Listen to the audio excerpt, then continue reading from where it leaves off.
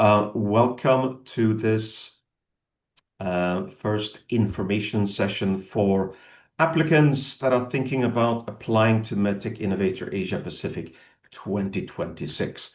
My name is Frederick Nalbæk. I'm the Managing Director for MedTech Innovator Asia Pacific based here in Singapore. With me is our APAC team. We have Glenn Lim here, who is our Senior Program Director. We have Bernice, who is our Marketing and Events Manager. Jermaine is here as well, our Partnership Manager, and Linus is here too. So we'll cover a few slides and give you a broad introduction to what MedTech Innovator is all about. For those of you who are not watching us live stream but are actually dialed in onto Zoom, you have the added benefit of asking us questions, and you may do so by using the Q&A function at the bottom of your screen. So please feel free to just queue up your questions and we will get to them at the end of this session. Right, so let's go to the first slide. This is what we're trying to cover today. We'll give you a quick introduction to MedTech Innovator, what we're all about. Some of you may be familiar with who we are, but for those of you who are not, we'll give you a short introduction. We'll then talk about some specifics related to our 2026 program, what the timeline looks like, and what some key milestones are. And then we'll speak about program resources as well. And finally, as I mentioned, we'll cover questions from any of you in the webinar. Right, so MedTech Innovator is the world's largest global competition and accelerator for traditional medical devices, digital health, and diagnostics, in vitro diagnostics, as well as imaging and other diagnostics solutions. We typically do not cover biotech, biopharma, drugs. If you're in drug discovery or in biotech, this probably is not the program for you. But if you are in what we call MedTech, you are most welcome to be part of our ecosystem and apply to the program. So you'll see some logos here at the bottom of our screen. These are some, but not all, of our corporate partners. And as you'll see later, they play a critical role in the program. They don't just come in at the end of the program when we run our finals and clap and shake a few hands. They play a very active role as reviewers in the program, reviewers of the applications that are coming in. They sit on our judging panels, and you will meet them if you get invited to pitch. And even more importantly, they play a very active role as mentors to the companies that get selected to our accelerator program. More on that in just a moment. This photograph, incidentally, was taken a year ago here in Singapore as we were running the Grand Finals event in September, October 2024. Next slide, please. A few key metrics. We are headquartered in the US, in Los Angeles, off the UCLA campus. We run the Asia Pacific program since 2019. We've been in the US running this for 12 or 13 years now. We have globally well over 14,000 applications since 2012, 2013. We have a network of well over 500 industry reviewers, judges, and mentors globally. If you look at the right-hand side of this screen, you will see that as of this quarter, end of 2025, globally, we will have 838 alumni companies, and that includes 154 from Asia Pacific. 93% of these companies are still in business or have been acquired, which is a very impressive statistic. If you know anything about venture capital investment, typically that is not the success rate there is significantly lower. So 93% still active or have been acquired. These companies have gone on to raise 10.7 billion, and that's billion with a B, US dollars in follow-on equity. There have been 60 outright acquisitions. We had one in Asia Pacific at the end of last year, when one of our participating companies from Hanoi, Vietnam, was acquired by NVIDIA. Typically, we see slightly later stage companies to about 35% of all of our applicants are generating revenue, but we accept applications from all stages of development. 1 in 4 in the investment dollars that went into the medical technology sector in 2024 went to one of our alumni companies globally. Next slide, please. So a little bit more detail on the Asia Pacific program and where participating companies typically come from. So if we look at the map first on the right-hand side, you will see that 20 companies have been represented in our accelerator. But if you look across all of our applicants to the Asia Pacific program, I think it's in the order of about 55 countries or so that have been represented. You will see, of course, that the majority of applicants to our MedTech Innovator APAC program are headquartered somewhere in Asia Pacific. But we do accept applicants from Europe and North America and elsewhere as well. Why is that? Because if these are companies that have a strategic interest in Asia Pacific, possibly working on an Asian prevalent disease, or have an investor, let's say, in somewhere in APAC, or a contract manufacturing partner, or are looking to enter one of the APAC markets as a priority market for them, then you are still welcome to apply to the APAC program. So we do have participating companies from time to time from the US, from Canada, and parts of Europe as well. You'll see here in terms of funding stages on the bar chart in the lower right-hand corner that most of our participating startups are at the seed or Series A stage. We do have a small number pre-seed, but typically if you've just spun out of university and you may only have one person part-time and you don't have any money raised yet, then it may be a little bit too early for MedTech Innovator. We encourage you to apply because you can still potentially get good feedback on your application. But as you'll see here, most of the applicants are at the seed and Series A stage. We do see a growing number of companies that are at Series B and C as well. We have companies that we routinely have had participating companies that have raised maybe 20, 25, or 30 million. We had one company, I think the most we've seen is a company that had raised $55 million. Still applying to the program, not so much for the prize money, but for the ecosystem contacts, the network, the introductions that we're able to provide to some of the global strategics. On the left-hand side, I won't go through this in detail. As I mentioned earlier, 154 alumni. They've gone on to raise well over 200 million. And the medtech categories here, you can see the split between traditional medical devices, diagnostics, as well as digital health. So let's go to the next slide. Thanks, Glenn. So this is our annual process. We typically kick this off in late Q4 every year and start inviting companies to pitch around February. So we are now open for applications. We'll give you the QR code later. You may just go directly to our web page for more information. It is significantly earlier than previous years, and there are several reasons for that. One is that our kickoff meeting in California is going to be slightly earlier in June in 2026. But we also want to make sure that we give our overseas participants that will be joining us in San Francisco or in Silicon Valley, we'll want to give you plenty of notice so that you can plan your travels. So we're opening now for applications. Our application deadline is the 1st of December. And we will then work with our reviewers in December and January through to February to review applications. And typically we have 500 to 600 applicants for our APAC program. We expect to invite about 10% of those, or about 60 companies, to pitch.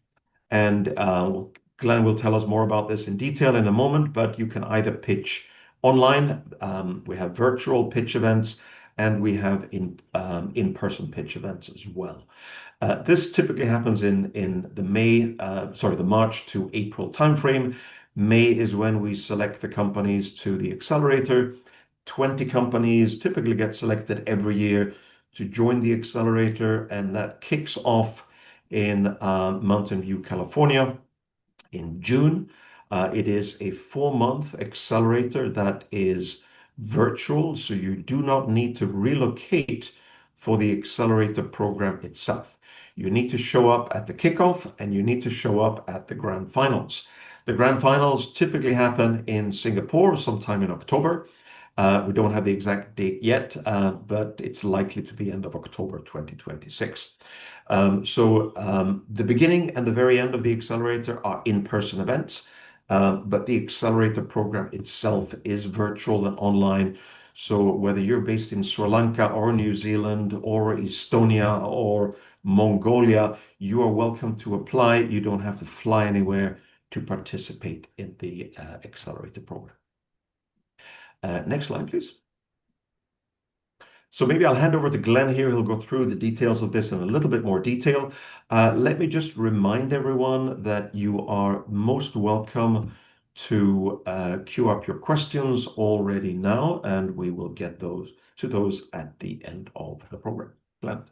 Thank you, Frederick. So I'm going to go through a little bit more in detail so that you know what to expect and how to make, I think, intelligent choices when applying for the program itself. I will also go through a little bit later how to go about applying and what to select in your application form itself. But essentially, as Frederick has mentioned earlier, we have 5 main sections and we are at the first call for application phase now. So this is the first of 4 information sessions. As you go back and complete that application form, if you do have certain questions, you can always email us or jump on our next information session as well. Right, so the dates for the information session are there, and the application deadline this year is 1st of December, 2025. Now, for the road tour and pitch events, and this is essentially the phase where we evaluate all the applications, and we typically shortlist about 60 companies, like Frederick has mentioned earlier. We will have 2 online pitch events catered to startups that are a little bit further away from us now. And that's going to be pitch event 1 and pitch event 3 on the 5th of March and 2nd of April, respectively. This would then allow you to dial in from wherever you are to participate in this particular pitch event. I'll explain how this pitch event is organized really shortly. And we have 2 in-person physical pitch events. The first being on 19th and 20th of March in Seoul, South Korea. And this is specifically for South Korean startups, where with our collaboration with the Korean Health Industry and Development Institute in South Korea, you would have the added benefit of pitching directly to a group of judges in your home country. And of course, for everyone else, we welcome you to the physical pitch event in Singapore on the 14th and 15th of April. Now, the MedTech Spotlight physical pitch event in Singapore is a pitch event we organize annually.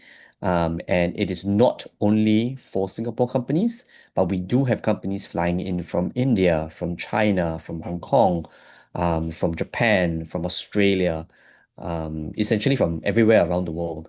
And there is an added benefit of pitching in person. Now, the way we do our pitch events is a little bit different. It is not a demo day format where all the companies come on stage to present to 4 or 5 judges. The way we do our pitch events is we will match each startup directly to a panel of judges who will see you based on their areas of interest. So it's a hyper-personalized engagement where you will then get good feedback for your company, for your technology, from a wide range of judging stakeholders. So for example, investors, we'll have our corporate partners like Johnson & Johnson, B. Braun, BD, but we will also have academia, governments that will be able to give not only you that feedback, but us at MedTech Innovator good feedback on which companies to select for the program itself. So if you can join us in person, I would strongly recommend it because you will be able to meet these high caliber and highly experienced judges that you can then build a good connection and network with as well. For the online pitch events, you will be able to meet them virtually as well, and exchange virtual name cards. But of course, everyone knows that's a little bit more difficult to establish a connection through multiple people on Zoom, right? So if you're a Korean startup, please sign up for the physical pitch event in Seoul. And if you are keen to meet with all these amazing judges, join us in Singapore on the 14th and 15th of April itself. More details of this will follow as we conclude the call for applications on the 1st of December 2025. Now, from the 60 companies that have pitched during this road tour and pitch event phase, 20 companies will then be selected. And these 20 companies will then have the privilege of joining us in Mountain View, California, at our MedTech Innovator Summit. Now, this summit is a summit that we organize annually, completely by ourselves. And that's where we will have the entirety of our global cohort joining us at this particular summit itself. So 20 companies from the APAC program, 10 companies from our US Market Access program for Singapore companies, 65 companies from our US program, and 20 companies from our BioTools program will all join us at this 2-day summit. Now, at the summit itself, you will then be able to gain insights into the US market, where we would organize mini roundtables on multiple topics. So reimbursement, healthcare economics, US market access. So it's a really good idea, especially if US is a market that you are interested in the future, to build a good connection with founders, not only from the United States, but globally itself. Generically on day two, this would also allow you to form that strong global network for the cohorts for more than 100 companies, like I mentioned earlier. Now, with this 2-day summit, we will then conclude it on the third day at the Wilson Sonsini conference that's organized on the 5th of June, 2026 itself. Now, the Innovator Summit itself has no cost, and every startup can send one member complimentary. But we frequently see startups sending more than one member just to take advantage of the really good connections and the really good content that we share on all 3 days itself. Now, beyond the Innovator Summit, like Frederick has mentioned, we will all go home and participate in the 4-month accelerator program virtually. Now, there are 3 main parts of the accelerator program that I think are extremely beneficial for startups like yourself. The first one would be a webinar series, and this is a 10-topic webinar that we run annually that is specific to each and every cohort. So we will survey all the 20 companies and find out exactly where are your pain points, and then we will find speakers that can specifically address your pain points during one of these 10 webinars. Of course, I think when we survey you, we will ask you for about 20 to 25 of your pain points, and we won't be able to cover all 25, but the top 10 pain points is something that we will address during this webinar series itself. Something that's really unique for us as well is, for example, if we are covering reimbursement or fundraising during the webinar series, we encourage multiple team members from your startup to join us in order to level up everybody in your team that's relevant to those specific topics as well. Okay, so the program will not only benefit you as the founder, but more broadly speaking, your team as well, as your team can also leverage on the resources like the webinar series that we organize. Now, number two, the second, I think, really, really valuable part of the program is mentorship. And the way we do mentorship at MedTech Innovator is also slightly different. We will survey each and every one of the companies and find out exactly where are the areas you need help in. And to the best of our ability, we will find the most relevant mentors for each and every one of you. So each company will get a dedicated mentor, and typically mentors don't mentor more than 2 to 3 companies. And this is to really ensure that the mentor can spend that time with you, mentoring you one-to-one itself. You will meet your mentors on average 3 to 4 weeks once over the course of the 4-month accelerator program. And mentors will come from our corporate partners like Johnson & Johnson, B. Braun, BD, Siemens Healthineers, and so on and so forth. So I think this is a good way to understand what the strategics are looking for. And of course, at the same time, figure out, I think, how you can grow as a company as well. Now, these mentorship sessions are not meant to ask the strategics for fundraising, but it's really an opportunity to get to know them and their objectives a little bit better so that you can figure out, down the line, 2, 3, 4, 5 years later, if you are looking to be acquired, how can you best position yourself and get to know people in the industry that can help you achieve this particular goal in the future. This year's cohort in 2025, we had 39 mentor to startup pairings. And this means that each startup got between 1 to 2 mentors per company itself. Now, last but not least, we would organize something we call alumni groups and leadership pods.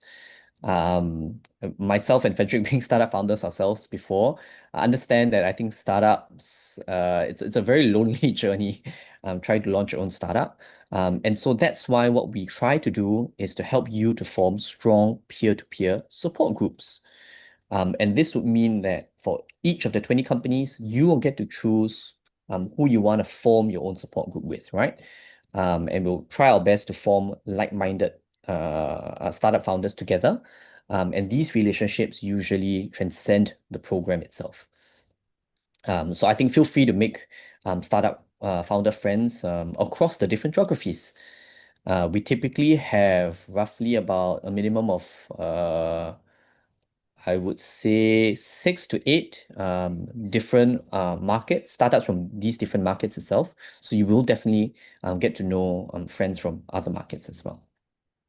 Now, last but not least, after the entire accelerator program has ended, and as you can tell, we do a lot in that 4 months, we would then end the accelerator program with an in-person event at our grand finals and showcase in Singapore. So we have tentative dates on the 25th and 26th of October. And we would then organize a full day event where we would then, for example, from our masterclasses, when we talk about commercialization, to run an in-depth masterclass during the grand finals. And this year it was very well received and really well attended. Then each company would then be allowed to do what we call a showcase panel, where we would then introduce you to the APAC ecosystem that's coming for our events in Singapore. Of course, everybody is also interested to know who will win the awards. And to qualify for some of these awards, you would have to be there in person in Singapore itself. And of course, we can't forget networking. There will be a really, I think, rich group of audience to network with in Singapore as well. Right, so I think that's a very lengthy explanation to what to expect for our program, and I think how robust the program has been after running it for MedTech Innovator after running it for 13 years. So if you have any questions, feel free to ask us in the chat or in the Q&A function. Right, so this is a picture that we have taken this year actually in Mountain View, California. And this is where all the cohort companies and alumni companies who come to impart knowledge to you guys would be present. So this year's summit will be 3rd to 5th of June at the exact same location itself. It's a really good opportunity to network, like I mentioned before. So we are we'll be glad to welcome you there this year. This is just a good snapshot on the additional resources that we provide beyond the educational curriculum and the mentorship. For example, PitchBook access, exclusive invitation to our open rounds, which is an investment platform that our investor partners use to look for good investments, as well as the opportunity to be a part of the community. Yeah. So I just want to also mention that we are extremely startup friendly, agnostic to geography, and currently have no application fees. Now, this is a good example of the educational program and mentorship. You can see that if for our investor webinar, we invite very well-known investors.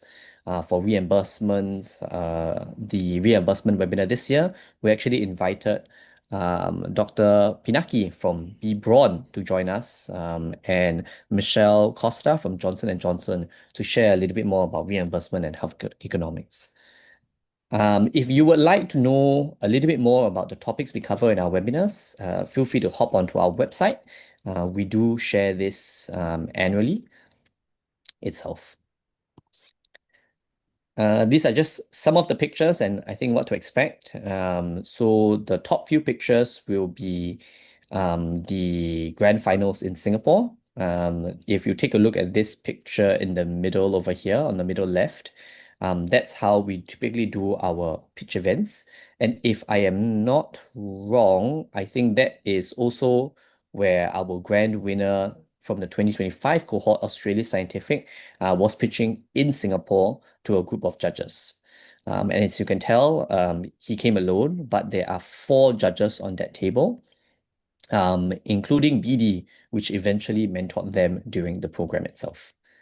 Of course, at the bottom right-hand corner, you will then see a good example of the mini roundtables that we do, where we invite our alumni and esteemed speakers to come and share with you on a multitude of topics that you can choose from.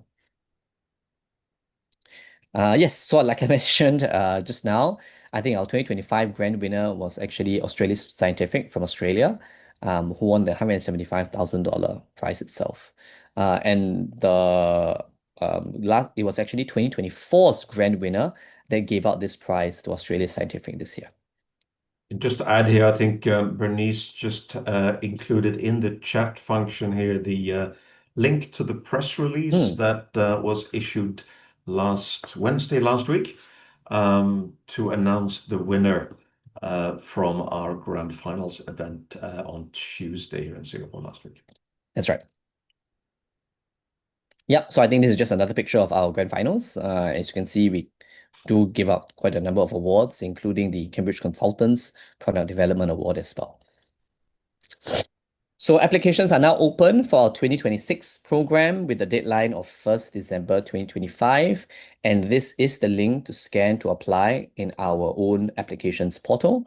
If you have any questions, feel free to ask us now or reach out to us at apacsupport@medtechinnovator.org. If you want a little bit more detail on the exact specifics of the program, I think feel free to visit our website at www.medtechinnovator.asia as well. And as you start your application, you would essentially see the step 1 you see on the left-hand side of your screen, where you will be invited to set up your account. If you have applied before, all you need to do is just sign back into this similar account again, and you would be able to retrieve previous applications. So you don't have to redo the whole step again. Now, step 2 would be essentially to add your company. So if you have never applied before, we would not have any information on you. And so you will need to create a company to tag your account towards.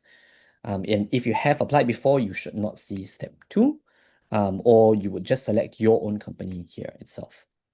Now, step 3, because this call for entry is across our MedTech Innovator US program, our MedTech Innovator APAC program, as well as our BioTools program itself, you will see all the programs here on step 3. And if you're interested to apply in the APAC program, just select MedTech Innovator APAC Accelerator, and you would then be able to begin the application itself. I would strongly encourage everybody to begin your applications early. Our application form is really long, but really detailed so that we can have a good a picture or idea of the achievements that you guys have achieved, right? And we don't want to shortchange you in our evaluations itself. Now, Just to add to that, the benefit of submitting quite a detailed application is that all of our corporate partners have complete access to the application database. That's right. So senior executives from Johnson and Johnson and from Olympus and from Becton Dickinson and B. Braun and many others, they have access to the database. They're able to read the details that you've submitted online about your product, about your value proposition. If you've uploaded a pitch deck, they will have access to that as well.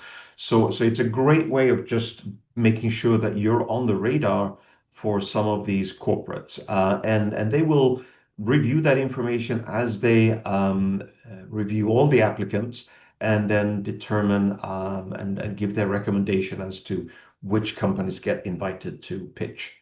So we encourage you to fill in all the fields that are there and provide all the information that's been asked for. It is being read, and it greatly helps the reviewers, and it will help you get good quality feedback Correct. on your application as well. Yep. So we take the information you submit into our application form really, really seriously. And like Frederick has mentioned, we'll go through each of the applications really detailedly as well.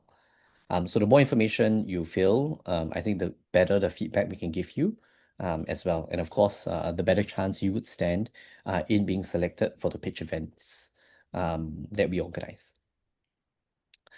All right. If not, just a last call out for the application QR code. I think we have put this link in the Zoom chat as well, and feel free to click on that. If not, I think we will then transition to Q&A as we say goodbye to our audience online. And if you have any questions, I think feel